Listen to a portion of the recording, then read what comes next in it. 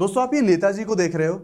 इन नेताजी के हाथ में कमल भी है, साइकिल भी है, पंजा भी है और हाथी ही भी है। इसका सिंपल सा मतलब ये है इस पोस्टर का कि ये नेताजी कभी कमल के साथ भाग जाते हैं, कभी साइकिल के साथ निकल लेते हैं, कभी पंजे के साथ तो कभी हाथी के साथ। सिंपल सी बात है, यानी कि हर एक ही टाइम पे पार्टी चेंज करते रहते हैं।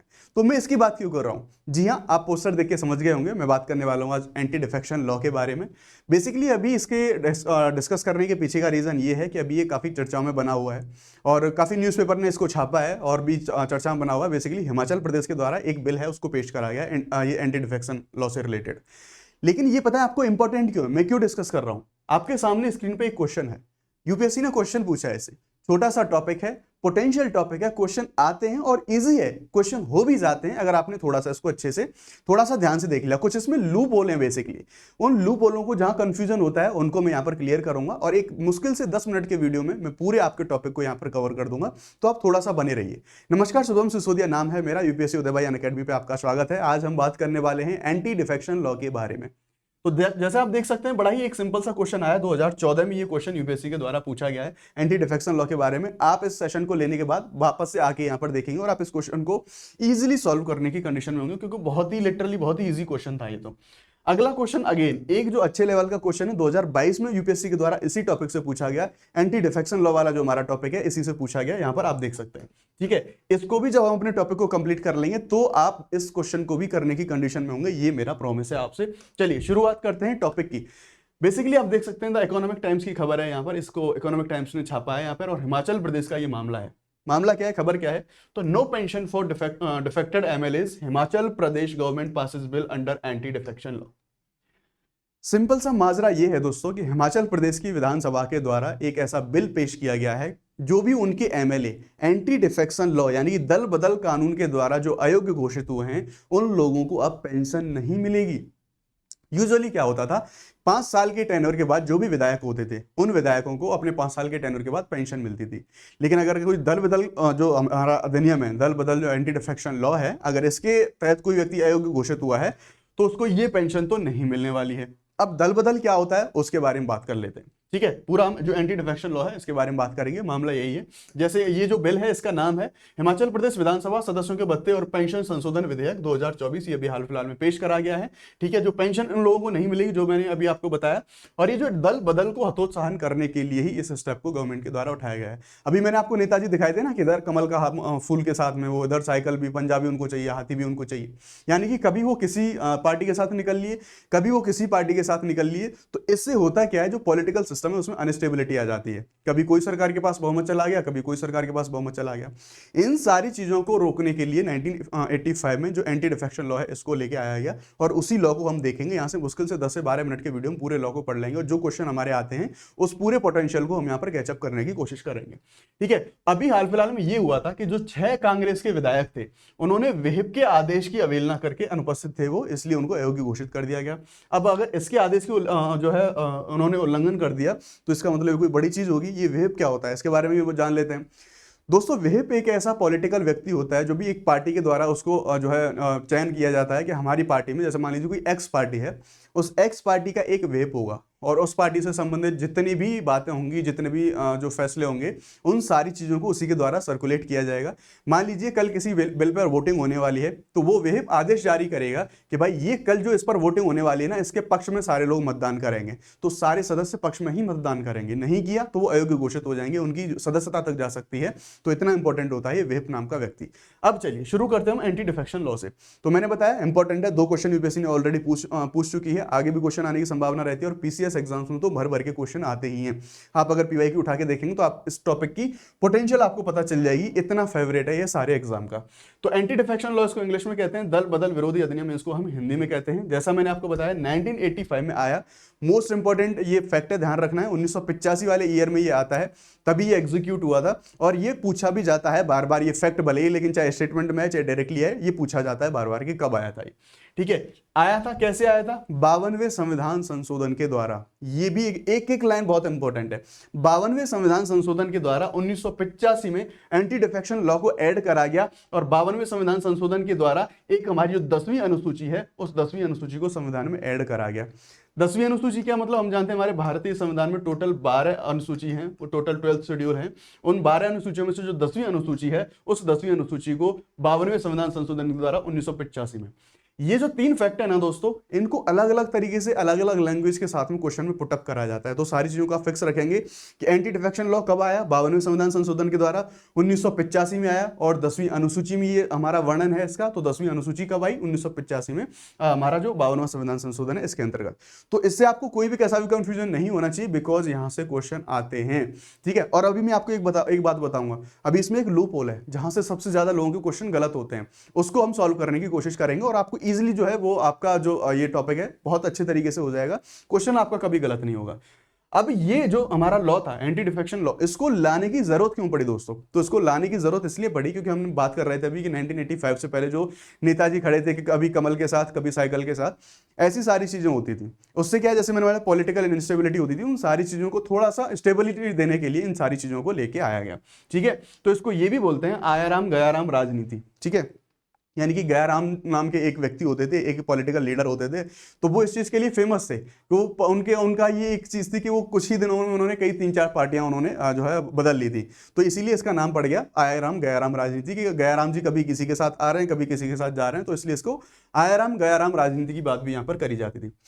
अब जो मोस्ट इंपॉर्टेंट लूप की मैं बात कर रहा था, जहां पर लोगों को सबसे ज्यादा गलती होती है, सबसे ज्यादा क्वेश्चन जहां से गलत होते हैं लोगों के, वो है आपका ये पॉइंट 91वां संविधान संशोधन के द्वारा इसमें कुछ चेंजेस करे जाते हैं, और उन्हीं चेंजेस से क्वेश्चन आता भी है, और लोग ज्यादातर कंडीशन में उनको गलत कर देते हैं।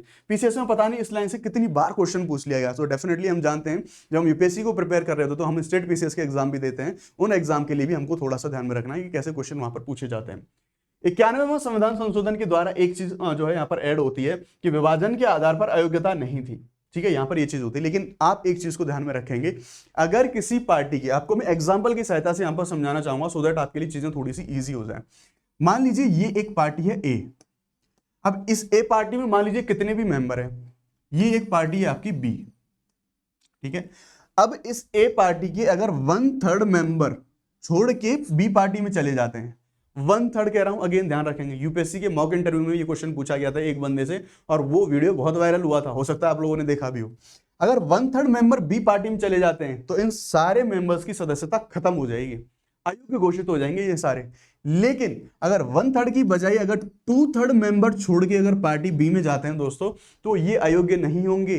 ये अयोग्य किस लिए नहीं होंगे? क्योंकि इसको बोला जाएगा फिर मर्जर, यानी कि हिंदी में बोलेंगे इसको विलय। अगर 2/3 मेंबर ए पार्टी को छोड़ के बी पार्टी में जाते हैं तो ये मर्जर होगा, विलय होगा, और विलय मर्जर इलीगल नहीं है। ये फिर इस कंडीशन में ये जो सदस्य हैं इनकी योग्यता बनी रहेगी, ये अयोग्य साबित नहीं होंगे। ये सबसे इंपॉर्टेंट, यानी कि 1/3 जाएंगे तो अयोग्य हो जाएंगे, 2/3 जाएंगे तो अयोग्य नहीं होंगे, उसको मर्जर बोला जाएगा। सिंपल सी बात इतनी सी है। यहां पर लोगों को सबसे ज्यादा कंफ्यूजन होता है, बहुत सारे लोगों को ये याद भी नहीं होता, इसलिए मैं आपको बार बार रोके यहां पर इन चीजों को बता रहा हूं। अगला हम देखेंगे अयोग्यताएं, यानी कि आप मान लीजिए मैं किसी सदन का मेंबर हूं, ठीक है, मान लीजिए मैं अगर संसद में हूं या फिर मैं किसी विधानसभा में हूं, मैं उस सदन का मेंबर हूं, तो किन कंडीशन में मेरी जो सदस्यता है वो खारिज हो सकती है, अयोग्य हो सकता हूं मैं? पहली कंडीशन, स्वेच्छा से दल की सदस्यता त्याग दूं। मान लीजिए इस ए पार्टी की जो मैं बात कर रहा था, इस ए पार्टी का सदस्य था, और इस ए पार्टी के द्वारा चुन के मैं इस जो है सदन में बैठा था, और मैं जानबूझ के अपने खूब जो होशो आवास में इस पार्टी की सदस्यता त्याग देता हूं, तो पार्टी से तो मैं जाऊंगा ही, पार्टी के साथ साथ मैं जिस सदन में बैठा हुआ था उस सदन की सदस्यता भी मेरे पास चली जाएगी। क्यों? क्योंकि मैं इसके टिकट पर चुनाव लड़के गया था वहां पे। ये चीज ध्यान रखेंगे। दूसरा, दल के विपरीत मत दिया। अभी मैंने वेब की बात करी थी आपसे, वेब ने आदेश जारी किया कि भाई इस वाले बिल पर कल हमें पक्ष में मतदान देना है, और आपने पक्ष में मतदान नहीं दिया या फिर विपक्ष में मतदान दे दिया, तो भी आपकी योग्यता चली जाएगी। इतना इंपॉर्टेंट है वेब का मामला। प्लस अनुपस्थित रहे, वेब ने कल कहा कि कल वोटिंग होनी है, आप सारे लोगों को जाके पक्ष में वोट देना है, आप वोट देने गए नहीं। ये दोनों कंडीशन हुई, और विद इन 15 डे यानी कि 15 दिन के अंदर अंदर आपने वेब से माफी नहीं, रिटर्न में आपको माफी नहीं मिली, तो आपकी सदस्यता चली जाएगी। ये 15 दिन वाला मामला है ना, ये भी आपको ध्यान में रखना है कि अगर आपने ये गलती की है, 15 दिन में आपको अगर माफी मिल गई वेब की तरफ से तो ठीक है, फिर तो आप बच गए। अगर 15 दिन में आपको माफी नहीं मिली तो आपकी सदस्यता चली जाएगी। सिंपल सी बात ये है।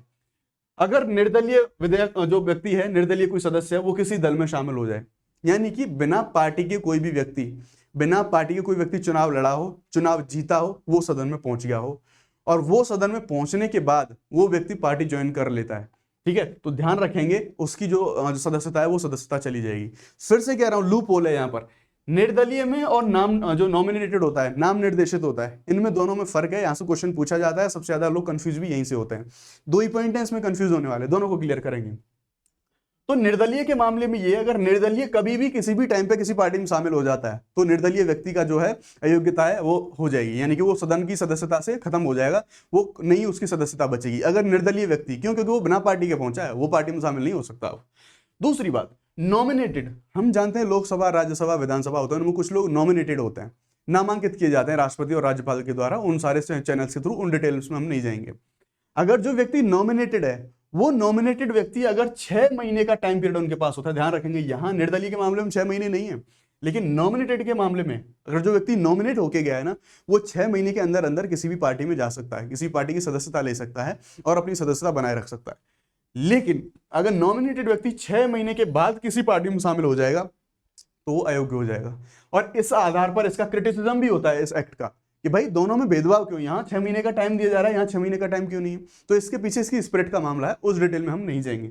तो दोनों चीजों का आप ध्यान रखेंगे कि नॉमिनेटेड में 6 महीने का है, ऊपर कुछ नहीं है। एक चीज दो मोस्ट इंपॉर्टेंट चीज है कि अगर जब हमारी 10वीं अनुसूची के जो दल बदल का मामला होगा, उसकी अयोग्यता का निर्धारण कौन करेगा? अंतिम निर्णय लिया जाता है स्पीकर के द्वारा उस मामले में। अच्छी चीज ये है, यहाँ पर ध्यान रखने वाली बात यह है कि व्यक्ति अयोग्य है या नहीं है, जो फैसले का निर्धारण करेगा वो हमारे स्पीकर साहब निर्धारित करेंगे, अध्यक्ष निर्धारित करेगा। लेकिन ध्यान रखने वाली बात है, वो मनमानी फैसला नहीं करेंगे, उनके फैसले को चुनौती दी जा सकती है, यानी कि वो फैसला न्यायिक समीक्षा के अधीन है। और ये बात बोली गई सुप्रीम कोर्ट के कि हो तो होलो हान केस के अंदर, फिर कह रहा हूं कि हो तो होलो हान केस में ये चीज बोली गई। ये क्वेश्चन पूछा जाता है कि हो तो होलो हान केस में सुप्रीम कोर्ट के द्वारा बोला गया कि जो स्पीकर का अंतिम निर्णय होगा योग्यता से संबंधित, अयोग्यता से संबंधित, वो न्यायिक जो समीक्षा है उसके अधीन आएगा। ये चीज आप ध्यान रखेंगे, ठीक है, स्पीकर के अंतर्गत आएगा। तो ये क्योतो होलोहान वाद मामला कब आया था? 1992 में, और तभी सुप्रीम कोर्ट ने बोला था कि जो स्पीकर का अंतिम निर्णय है वो न्यायिक समीक्षा के अधीन होगा। होपफुली एंटी डिफेक्शन लॉ में विश्वास करिए, भरोसा करिए, एंटी डिफेक्शन लॉ में इसके अलावा कुछ भी नहीं है। जितनी भी इंपॉर्टेंट चीजें आपने पढ़ी थी सब कुछ पढ़ लिए। अब आपका मन करे आप लक्ष्मीकांत खोल लो, कोई और किताब खोल लो, इसके अलावा आपको कुछ भी नहीं मिलने वाला है। पीवाईक्यू भी हमने देख लिया, आप वीडियो को वापस बैक में ले जाएंगे, पीवाईक्यू को देखेंगे, अब आप उस पीवाईक्यू को सॉल्व करने की कंडीशन में है कि नहीं। तो होपफुली इंजॉयबल रहा होगा सेशन, आपको अच्छा लगा हो, पसंद होगा। अगर आपने कॉन्सेप्ट सीखा, अगर आपको चीजें लिटरली याद हुई है, समझ में आई है, तो सेशन को लाइक, शेयर और सब्सक्राइब करना, और कमेंट में रिव्यू जरूर देना कि आपको समझ में आया है कि नहीं। ऐसे ही कॉन्सेप्ट सारे लेके आते रहेंगे आपके लिए हम यूपीएससी उदय भाई अनअकैडमी पर। मिलते हैं, तब तक के लिए ध्यान रखिए अपना। जय हिंद, लेट्स क्रैक इट।